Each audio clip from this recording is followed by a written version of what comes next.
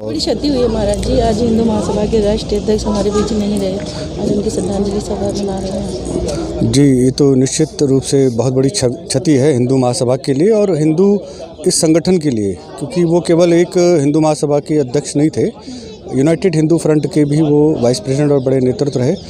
और हमारा तो बहुत अच्छा ये उनके साथ कार्यक्रम लगे रहा करते थे। गंगा महासभा से भी हम जुड़े, जब गंगा आंदोलन शुरू किया था गोविंदाचार्य जी के द्वारा, तो कलकत्ता भी हम गए, बनारस भी यात्रा रही है और बहुत जगह कार्यक्रमों में हमारा कार्यक्रम प्रवास रहा उनके साथ। और दिन रात कभी भी किसी भी समय हिंदू महासभा के लिए आने वाले, तैयार रहने वाले, ऐसे वर्षों बाद कोई अध्यक्ष के रूप में ऐसा व्यक्ति आया है। और सबसे बड़ी बात है, लोग दुनिया गांधी को महात्मा मानती है, जबकि कभी भी हिंदू महासभा के प्लेटफॉर्म पर उसको राष्ट्रपिता स्वीकार नहीं किया गया, जबकि राष्ट्रद्रोही के रूप में।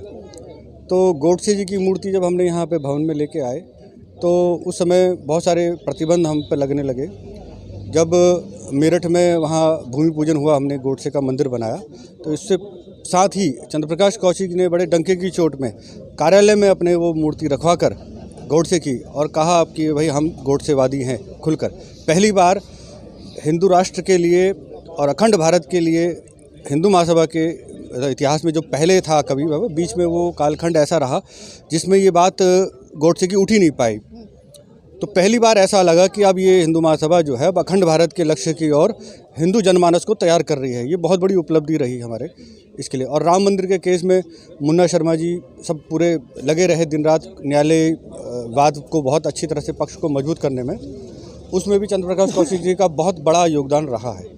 इसी कारण से हम जो मूल वाद था हमारा रामलला विराजमान, उसको हम जीतने में कामयाब रहे लखनऊ बेंच के निर्णय में।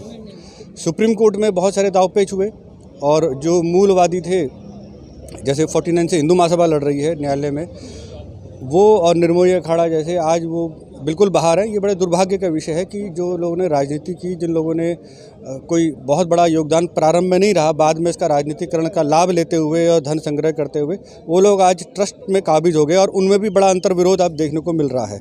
तो हिंदू महासभा जो कि किसी वोट बैंक के लालच में नहीं, किसी धन के लालच में नहीं, किसी ट्रस्ट पद मठाधीश के लालच में नहीं काम करती, अपितु राष्ट्र जागरण मुख्य लक्ष्य रहता है। इसी प्रकार से काशी विश्वनाथ को मुक्त करने का और कृष्ण जन्मभूमि स्थान को मुक्त करने का हमारा लक्ष्य आज भी यथावत है। धारा 370 समान नागरिक संहिता हमारे लक्ष्य में आज भी एजेंडे में है।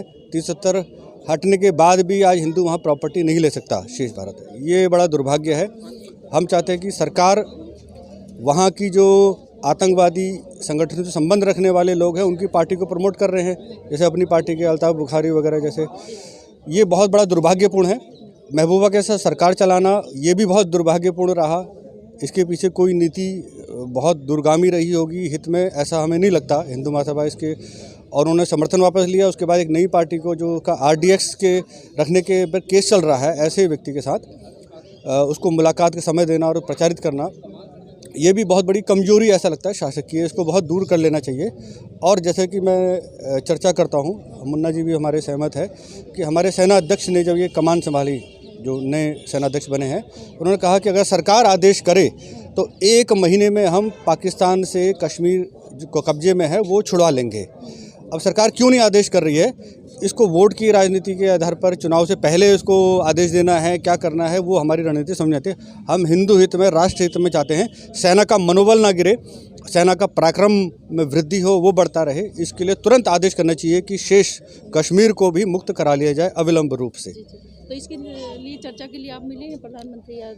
अभी चूँकि हम इस अवस्था में हैं, हमारे पे बहुत सारे भी राम जन्मभूमि के भी मुद्दे पर हमारी फाइट चल रही थी। काशी विश्वनाथ में जो मंदिरों की तोड़फोड़ हो रही है, उस पर भी हम अभी काफ़ी हद तक आगे बढ़ चुके हैं और उसको भी करना है। और साथ में कुतुब मीनार को भी हम मुक्त, दिल्ली में जो कि वो एक हिंदू वेधशाला के रूप में उसका प्राचीन इतिहास रहा है, उसको भी हम मुक्त कराने में लगे हुए हैं। इसके बाद जैसे ही मुन्ना जी के हमारी एक योजना बनेगी और भविष्य में जो संगठन में अभी आगे नेतृत्व के लिए आएगा, उसके बाद फिर हम इस मुद्दे पर पूरी तरह से फोकस हो जाए। देखिए, बात गोडसे के मंदिर की नहीं थी। असल में मंदिर तो हिंदू राष्ट्र का मंदिर हम बना रहे थे।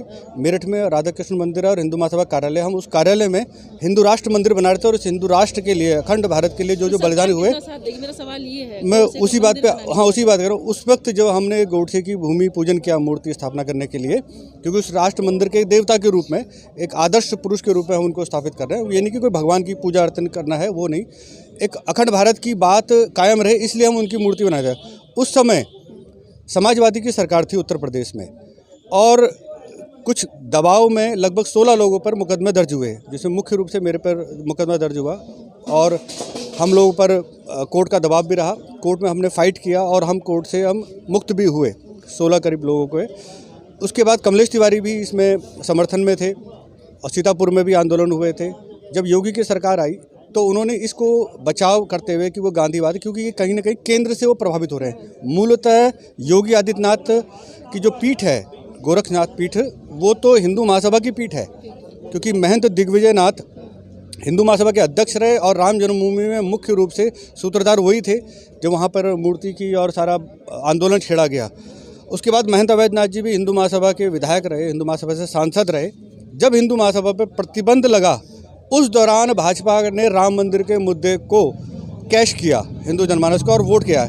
हिंदू महासभा को प्रतिबंधित किया राजनीति लड़ने था, और हिंदू भाजपा का वो उदय काल था। उसके बाद से लेकर योगी जी अभी भी सेकुलर की धर्मनिरपेक्ष राजनीति के दबाव में है, परंतु मूल रूप से वो हिंदूवादी है, परंतु केंद्र के द्वारा जो प्रभाव है उस दबाव में वो काम कर रहे हैं। तो हम चाहते हैं कि शीघ्र ही वो दबाव खत्म होगा, क्योंकि अब इस समय हिंदूवाद राष्ट्रवाद के रूप में उभर के आ रहा है।